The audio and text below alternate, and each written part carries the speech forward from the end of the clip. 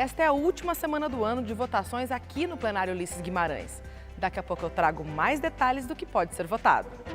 Nesta edição, vamos saber também como ficaram os números para 2019 na proposta de orçamento aprovada pela Comissão de Deputados e Senadores. E ainda, o presidente da Câmara defende a reforma da Previdência, mas se declara contrário ao fatiamento da proposta.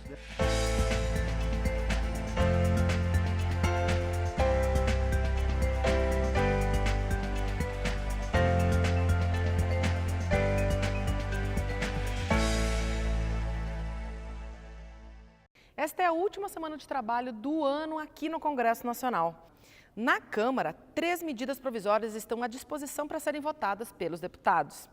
Mas, como tem a diplomação dos eleitos pelo Tribunal Superior Eleitoral, os parlamentares devem focar esforços para a votação mais esperada, a da proposta de lei orçamentária de 2019. Esse texto traz todas as previsões de arrecadação dos cofres públicos federais e também de gastos. Detalha todas as obras e todos os serviços que poderão ser feitos ao longo do ano que vem com dinheiro público federal. Você já pode imaginar que são números grandiosos por causa do tamanho do Brasil e da quantidade de áreas, como educação, saúde, transporte, segurança, cultura. No papel, são cerca de 6.500 páginas. Entre milhões de números na proposta de lei orçamentária de 2019, vamos destacar um. A previsão é que o salário mínimo seja de R$ 1.006 a partir do dia 1º de janeiro. Outro ponto que merece destaque é que as contas públicas federais devem fechar 2019 no vermelho pelo 6º ano seguido. R$ 139 bilhões de reais negativos. Cada vez que isso acontece, a dívida do país aumenta. E quanto mais dívida, mais dinheiro público que precisa ser reservado para pagar juros e empurrar o pagamento para frente. Ou seja, menos dinheiro para investir em melhorias para a população.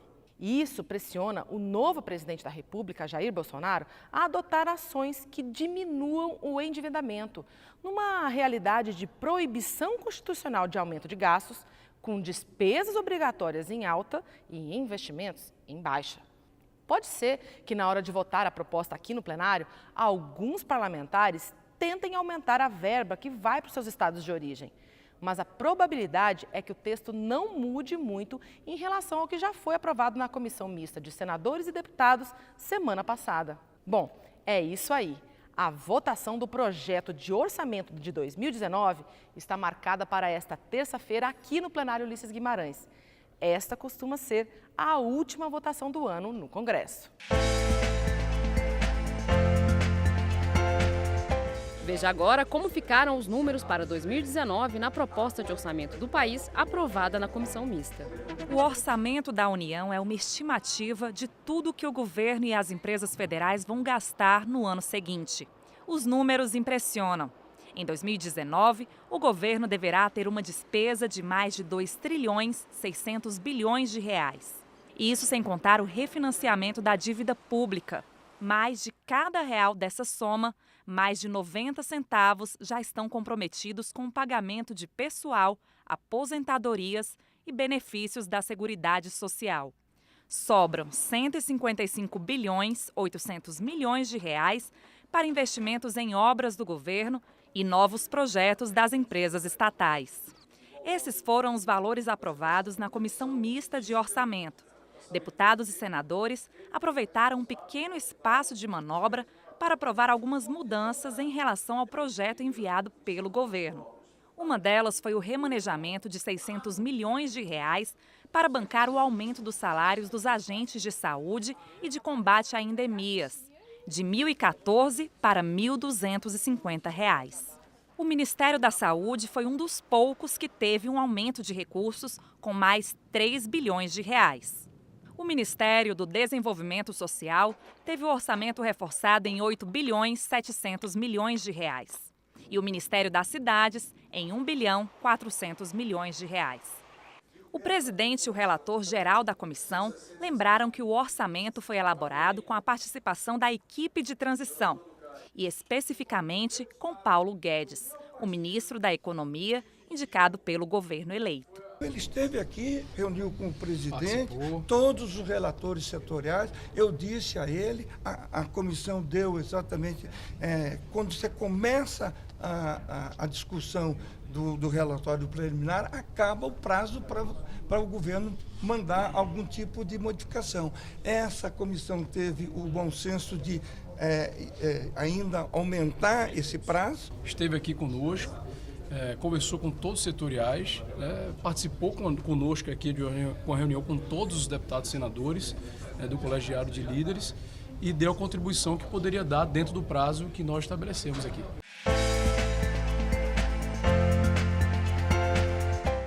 Não dá para fatiar a reforma da Previdência. São palavras do presidente da Câmara, deputado Rodrigo Maia, nesta segunda-feira.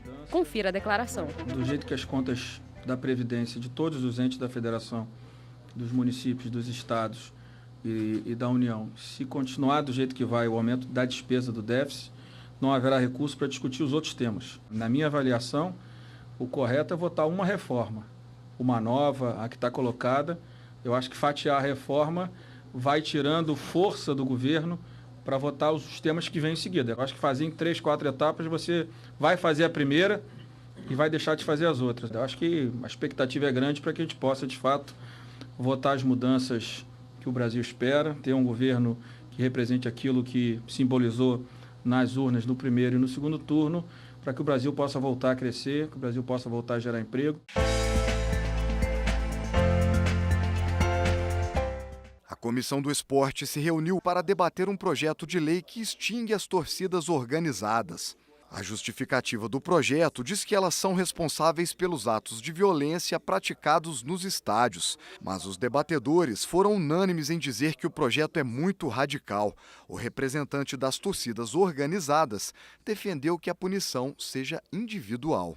O que está havendo, na verdade, é uma dicotomia, um grande erro de interpretação, em que o mau torcedor precisa ser punido e a torcida precisa ser respaldada. O relator da proposta, deputado capitão Fábio Abreu, diz que vai entregar o relatório final ainda este ano. Ele se mostrou contrário à proposta. Qualquer tipo de radicalismo ele não é benéfico, e principalmente de um assunto que é tão importante para o nosso país. Querendo ou não, o futebol ele movimenta muita coisa em torno de si, para isso a gente tem que ter as alternativas. Qualquer radicalismo eu sou totalmente contra.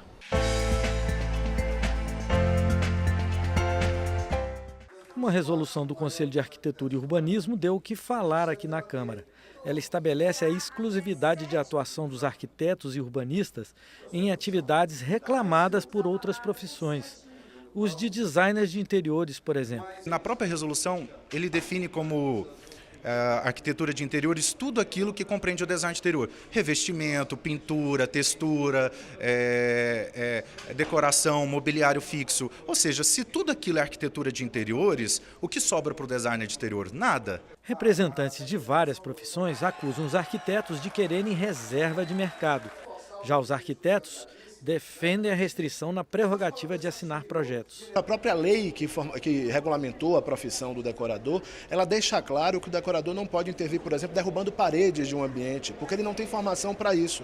O arquiteto, na atuação na área de arquitetura de interiores, pode, porque nós tivemos aula de estrutura, sabemos que pode existir um pilar ali, uma coluna, temos aula de instalações prediais, portanto sabemos que pode ter uma tubulação de água ou de esgoto e, portanto, nós estamos habilitados, o decorador não. A Comissão de Trabalho analisa 2 projetos sobre o assunto. Um que susta a resolução do Conselho e outro que acaba com o poder de a entidade estabelecer a exclusividade de atribuições para os seus profissionais. Eu acho que os deputados que participarem e ouvirem atentamente vão verificar o seguinte: existem mais de 16, 17 profissões que foram afetadas por essa resolução. Isso é estranho, né? Vai soar pelo menos estranho. Como é que um setor, um segmento, uma profissão pode criar uma reserva de mercado que atrapalha 16, 17 profissões diversas a sua? Este deputado, que é arquiteto, não concorda, mas defende uma negociação. Os arquitetos têm total razão de estarem preocupados, porque daqui a pouco você vai ter gente fazendo projetos sem ter tido formação para isso. O importante é sentarem as pessoas, porque o problema foi criado por quem autorizou cursos parciais, baseado em especialidades muito restritas, né, que causam um problema sério para o exercício do arquiteto. Inaugurada em Salvador, mais uma rádio da Rede Legislativa. A Rádio Câmara Salvador foi inaugurada nesta segunda-feira na Câmara Municipal da capital baiana. A rádio, que já funcionava desde junho pela internet, agora vai passar a funcionar na frequência 105.3 FM. A ida para um sinal aberto faz parte de uma parceria que busca ampliar a rede legislativa de rádio e TV no Brasil. A Câmara dos Deputados, o Senado Federal, Assembleias Estaduais e Câmaras Municipais dividem tecnologias e custos. Uma interatividade agora muito maior aqui com a Câmara Federal, o Senado Federal, acompanhando de perto a postura de cada representante seu e, além disso, não só acompanhando a postura dos seus representantes, mas também acompanhando os debates que acontecem, as audiências públicas que acontecem, aquilo que é feito no Congresso Nacional, que refletem de forma positiva na vida de cada pessoa. O presidente da Câmara, deputado Rodrigo Maia, participou de um dos programas da rádio e falou sobre a importância de ampliar a rede legislativa. O legislativo ele precisa trabalhar de forma unida, os poderes, os legislativos municipais, estaduais e o federal, para que a gente possa mostrar de forma única a importância que tem o legislativo. Tudo que acontece nas nossas cidades, nos nossos estados e no Brasil, passa primeiro pelo legislativo, começando pelo orçamento. Quem aprova o orçamento é o legislativo, que é a peça mais importante, onde a sociedade demanda tanto saúde, educação, segurança pública. Durante a cerimônia de inauguração da rádio, Maia também foi homenageado por vereadores da Câmara Municipal com a medalha Tomé de Souza. A diretora da Rede Legislativa de Rádio e TV, Evelyn Maciel, também foi homenageada na cerimônia com o título de Cidadã de Salvador. Esta edição termina aqui. Para mais informações ou para rever nossas reportagens, acesse www.câmara.leg.br. O Jornal da Câmara volta amanhã.